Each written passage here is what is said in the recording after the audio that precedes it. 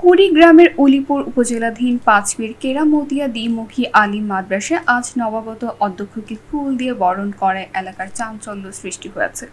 কুড়িগ্রামের উলিপুর উপজেলাধীন দুর্গাপুর ইউনিয়নের ঐতিহ্যবাহী শিক্ষা প্রতিষ্ঠান পাঁচপীর কেরামতিয়া দ্বিমুখী আলিম মাদ্রাসা শিক্ষক কর্মচারীদের অবসরজনিত কারণে পাঁচপীর কেরামতিয়া দ্বিমুখী আলিম মাদ্রাসায় ৬টি শূন্য পদে গোপনে নিয়োগ করা হয় বলে দাবি করেন মাইদুল ইসলাম মকুল এবং কয়েকটি দপ্তরে লিখিত অভিযোগ দেন দুর্গাপুর ইউনিয়নের ৩ নং ওয়ার্ড এর পাথারি বাড়ির এলাকার মোহাম্মদ সাদ্দাম চৌধুরী সহ আরও কয়েকজন।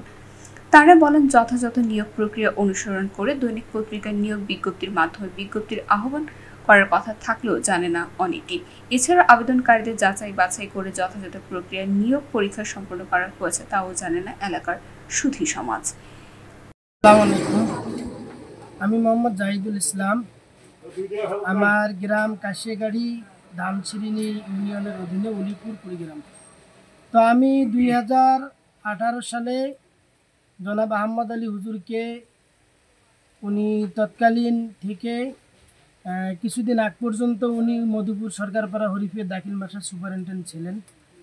তো ওনাই আমার কাছ থেকে 7,08,000 টাকা আমাকে সহকারী মৌলভী পদে নিয়োগ দেওয়ার কথা বলে গ্রহণ করেন এবং আমাকে কোনো কাগজপাতি না দিয়েই 2019 সালের জানুয়ারি থেকে পাঠদানের অনুমতি দেন।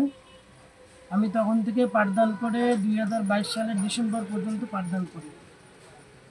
এর মাঝে বিভিন্ন সময় আমাকে এমপিও না করে দিয়ে টালবাহানা করেন এবং অন্য একজনের এমপিও করেন।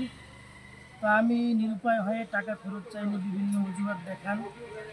বিভিন্ন সময় বিভিন্ন লোকের মাধ্যমে আমার এই টাকা বিষয়ে মিটিং হয়, উনি টাকা দেওয়ার প্রতিশ্রুতি দিলেও এখন পর্যন্ত টাকা দিচ্ছেন না।